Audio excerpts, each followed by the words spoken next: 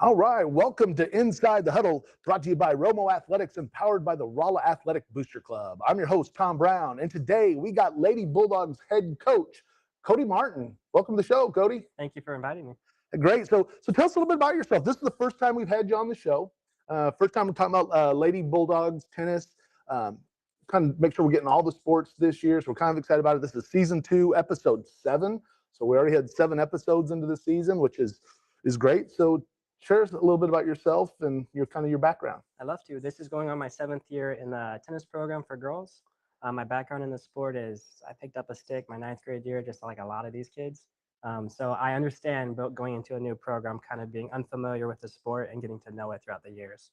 Yeah, that's a great point. On the boys' side and the girls' side, it seems that tennis is one of those things that they may be familiar with. In some cases, they're not familiar with at all until they get into high school, Yeah. and then it's like, okay, now let's turn it on, and it's a progress, it's a process for especially for the seems like for the Rolla tennis program. It's really fun because a lot of them are new to the sport, so they haven't created these bad habits. We get to introduce the correct habits early on, and some like to take it to the next level. We have a bunch of casual kids that like to just have fun with it, but then we get those kids that do want to play in college or do want to, go on to varsity, and those are the kids that we really cherish, and we value all our players, but we need those players looking to get to the next level. And a lot of that is done outside of it in any sport. There's the practice that you can do in that time, but it's that time outside of those regular practices where they can work on their skills and hone those things that they learn in practice and just get it through repetition. Very true. Yeah. We're in this program, we really don't work on our technique during the season because if you're working on your technique, it's so hard to play your best tennis. So we really want them just mindless when they go out to play matches, play in the moment, play their best. And then during the off season, exactly like what you said, we work on our technique. I like to be present, focus on the game at hand, react to the situation versus overthinking it. You see that so often. We in basketball used to say that you're so worried about running the play that you're failing to play. Yes. And so that same thing in tennis as well. Yeah. Tennis is unique too because there is no stopwatch. You can't be like, oh, there's 10 minutes left. I'm going to give everything you have.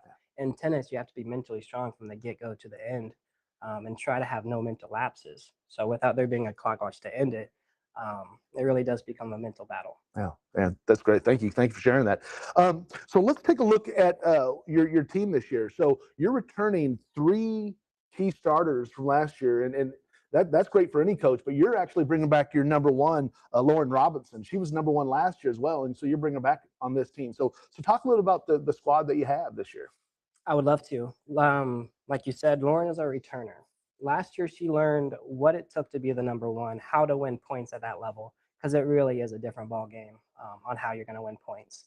So she's bumped up her serve, she's bumped up her baseline game, she's improved everything. And she's going in. She's already played Jeff City. She lost to her last year. She ended up beating her this year. So that Great. hard work is already kind of proving worthy. Um, and Lauren's just a hard worker. She has started from the bare bottoms and she's already doing some advanced technical stuff. So it's good to see our one being a traditional one this year. Yeah, great. And then seeing them work hard to get there and earning it, and then all the team can rally around her, knowing she was the one last year, and like you said, overcoming that challenge for the Jeff City player. That's got to be uplifting for the rest of the team as well. Spot on. Yeah. So the younger players have been able to watch her hard work. She's playing after practice. She's getting 20 serves in at the end of practice, making sure it's comfortable. She's doing the right things. And so our freshmen, our sophomores can see that and be like, oh, I need to work this hard to be this good. That's great. So who are the other? Who's running out? Is your number 2 and number 3? Are they the returners from last year? Has there been any changes on that? Or Lucy and Sophia. So during their ranking tournament, they ended up being in a tiebreaker. Oh wow! So really, the 2 and 3 could be flip flopped either way. But they are some competitive juniors, and their fire, their passion for the game has really improved them. They've played since they were 7th graders, and they were already hitting with topspin from the beginning, so their potential was limitless. But they've played throughout the years and they've improved, and you can see that the 2 and 3 spot, they're handling it very well this year. That's great. Yeah, having a nice junior senior class was good. Then how do we round out the 4, 5, and 6? Because in tennis, you take a top 6 for the varsity, and then we have the top 3 doubles, right? We have, and similar to our 2 and 3, our 4 and 5 were really close during our tournament. They could really be either way. We have 2 seniors, Mary Musadakos at the 5, Sailor Garrison at the 4, And when they battle in the summer, they really do go back and forth. So those are two players that they just found a lot of passion for the sport their freshman year, Yeah. and they played a lot. And from their freshman year to their senior year, I think that they have caught up to people and maybe more than catching up this year. Great, great. That's They're gonna, exciting. So then how are the doubles looking? Because that's a little bit different. You got a lot of strategy on that. Do you switch them up at all, or do you kind of keep them together, or does it depend on your matchups? We have been preparing for our doubles since day one. We already had an idea of who would be kind of on varsity and who we were going to match up together. And so with Lauren, we needed a good net player. Mary Musadakos is amazing at the net. So we've grouped them up with two doubles. We think at two doubles, they're going to be very hard to beat. And we put our one doubles with our juniors, Lucy and Sophia. They're mainly singles oriented players. Now, that's not to say they can't play doubles well, but we're getting them that one doubles experience so they can see, like, all right, next year I have to be at this level to compete at this. So I'm hoping it sets a fire under their feet and they can work on that. Yeah, I like that because building a program isn't just about winning today. It's about laying the foundation and setting up to you. Yes, you want to win today, but you also want to be ready to win tomorrow as well. So Yeah. this gives you an opportunity to compete at both of them. Also, a development opportunity for your number 2 and your number 3 player to see what it takes. Learn how to adjust their game instead of being all intensity, as an individual, and then seeing that camaraderie on there. That's great. Set them up for some leadership position next year. Yes. And for our three doubles, we have Ira Ratchford and Sailor Garrison. Now, these are two lefties. Oh, wow. So it's kind of interesting to have two lefties on one team. Yeah. We put them together because we think that they'll do well at three doubles, but also they have an unorthodox play style, and it's going to throw off a three doubles team pretty well. Sailor slices it on her backhand, and that spin really throws some of those players off. And Era has probably some of the best technical abilities on the team. She's our number 6, but I could see her being our 1 next year if she keeps it up. Oh, wow. I mean, Lucy, Sophia, and her are going to be battling hard, along with some other players. That's great. That's nice to have to make sure the cupboard isn't bare when you go into that next year. So that's really great. So before we talk about some of the matchups that you've had recently and going forward, just want to recognize a couple of the sponsors that we have on Inside the Huddle. What we're looking at is Juan Skills Academy.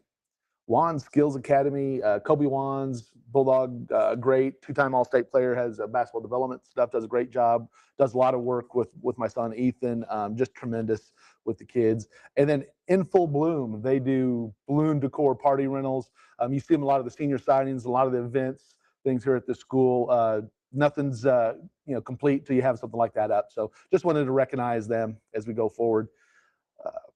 All right, so looking at, you already started off last weekend with, what was it, the Jeff City First Serve tourney? Yep. And that was up at the Jays complex, or the Cap City complex? Cap City. They got the new tennis complex, Yeah. right? So how'd the ladies look? It's a great tournament because it's laid back. There's no medals, so we're not trying to earn a trophy for our school.